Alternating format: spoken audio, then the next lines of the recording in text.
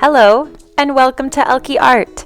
Today I'm going to use construction paper to weave a watermelon. For this project, we'll be using some scissors, a glue stick, a pencil, and some construction paper. I have a little bit of black, and then I have large pieces of pink, green, and red.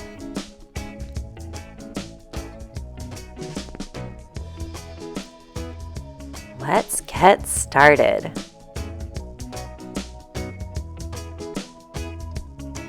I'm going to begin by folding my pink paper in half.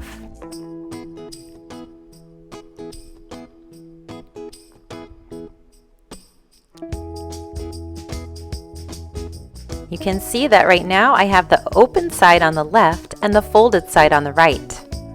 I'm going to take my pencil and I'm going to draw a straight line from the folded side over to the non-folded side, but I'm going to stop a little bit before I get there. Now I'm going to go down, and then before I get to the bottom, I'm going to curve and move back over to the folded side of the paper.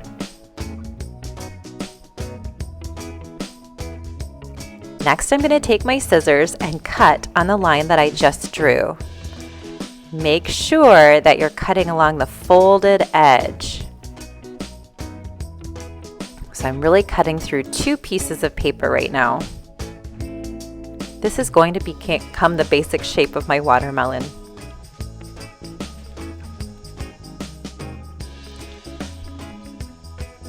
I'm going to put my scraps aside, and now I'm going to open up to make sure that it looks like a watermelon, and sure enough it does. Alright, I'm going to keep it folded again, this time with my fold on the bottom of my paper, and I'm going to draw some straight lines about 2 fingers apart. I want to make them go up, but not all the way to the top of my paper. Notice I'm stopping before I get to the edge. This is very important. Measuring 2 fingers and cutting. Now, if you would rather use a ruler for this project, you are more than welcome to do that. You could easily just put your ruler in between each of the lines and trace that as well.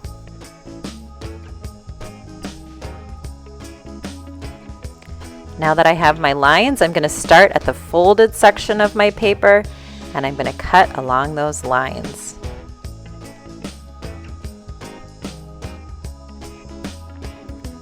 My paper is still folded, so I'm actually cutting through 2 pieces of paper right now.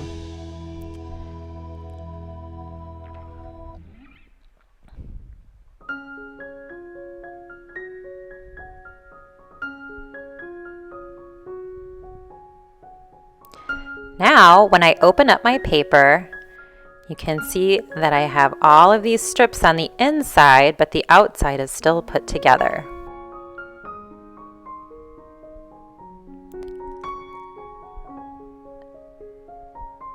Next, I need my red paper.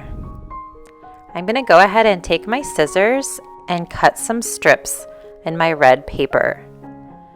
They should be about 1 finger or 2 wide. It doesn't matter if some of them are skinnier or some of them are wider. It'll just make the project more interesting. I'm cutting in a straight line, as straight as I can.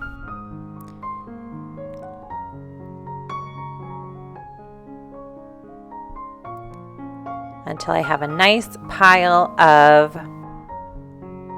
strips right next to me in red.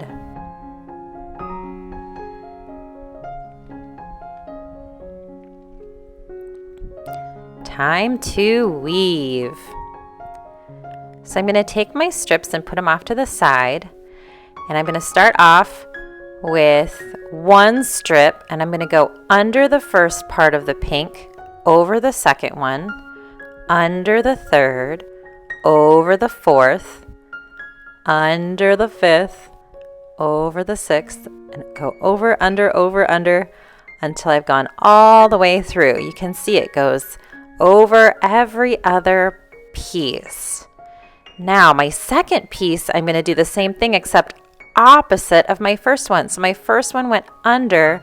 My second piece is going to go over the first one, under the second one, over the third, and under the fourth. So we're doing exactly the opposite of what we did for the first one. And you can see when you push them together, it looks like a checkerboard. And that is what we are going for. Now I'm pushing them close together. And now I'm going to add another one. This time I'm going to go under the first one, over the second one, under the third one, and so on.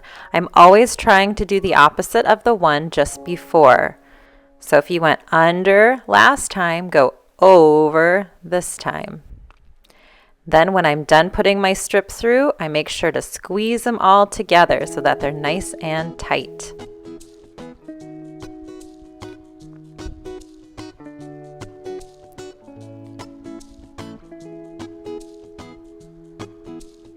All right. Now at any point, if you want to glue these down, you can. I think I'm going to wait and glue mine at the very end. But if you find that they're moving around too much on you, you're welcome to add some glue at any point. All right, I'm adding another strip that's opposite of the strip that I just did. And pulling it through and then making sure it's tight against the last one. I'm going to do the same thing with the next one. Keep adding more until they're all nice and tight together.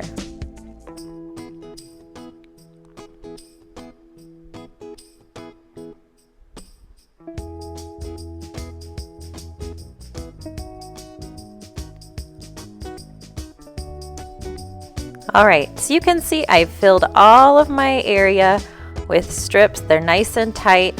However, I still have a little bit of space on the sides of my watermelon.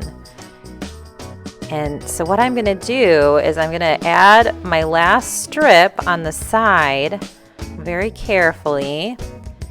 And then I'm going to end up running out of space to do the last part because the watermelon curves at the bottom. So instead of trying to go up through the slit that's not there anymore, I'm just going to push it all the way down. So you can see this area looks a little bit different than the other parts of my picture. So I'll have to do the same thing on this side too.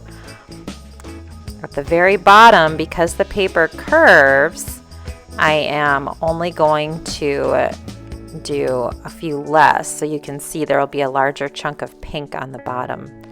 And that is okay. Just like that.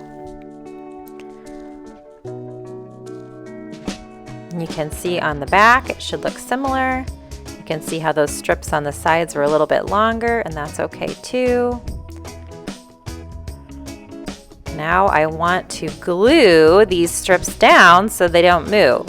So I'm going to just lift up the end, stick a little dot of glue, and then push the end back down so that it doesn't shift or move.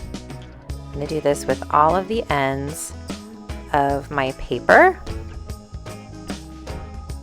And you really could do this on the front and the back of your picture. I'm going to do it on the bottom down here too.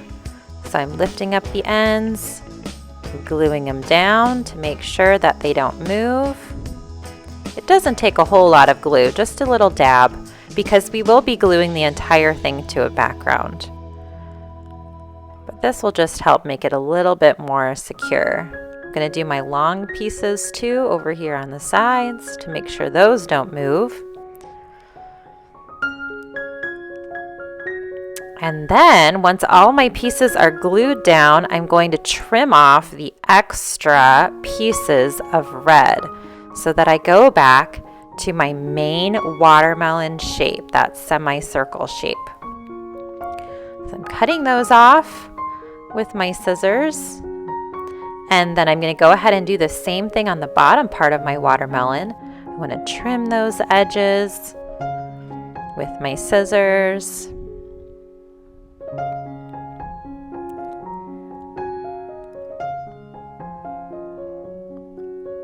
And I'm going to push those off to the side. And And there you have my main shape for my watermelon. Now, on the back of my weaving, I'm going to use some stick glue. I'm especially focusing on the edges of my weaving. Now, if you'd rather use liquid glue for this, you could do that as well.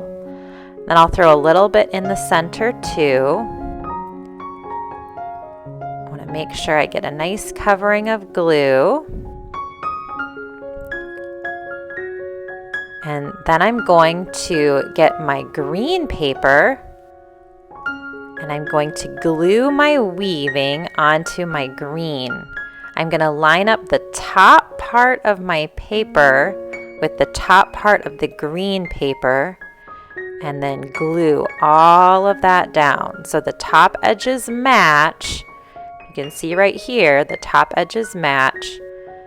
And I left a little bit of space on either side of my weaving, so there's a little bit of green on either side. I'm just gluing down the edges here so that those don't move. And that is looking good. Next, I'm going to take my scissors and I'm going to cut the rind of the watermelon.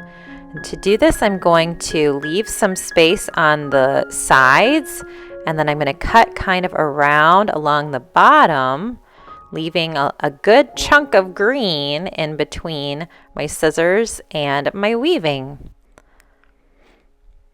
Just like that.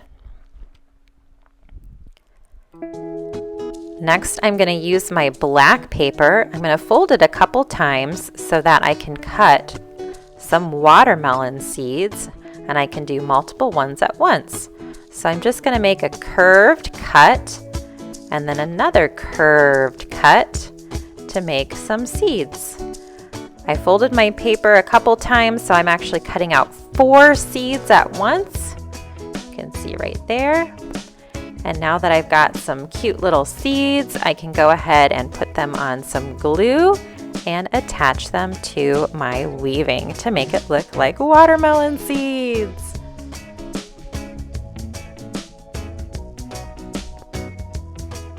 I'm going to try to add my seeds in a pattern that kind of goes towards the center of my watermelon, and they all kind of face up, but if you'd rather kind of move them around different ways, you are welcome to do that. And I'm just kind of placing them on. So far I have 8 seeds, but I think I might cut out a few more just to make sure that it looks nice and even. So I'm going to go ahead and go back to my black paper and cut out a few more seeds by making a curved cut and another curved cut. And I will add some glue and put them on my watermelon. I hope you have enjoyed watching this video and making a watermelon woven project with me. How fun is that? Thanks so much for watching, guys, and I hope that you join me again for some more fun art activities.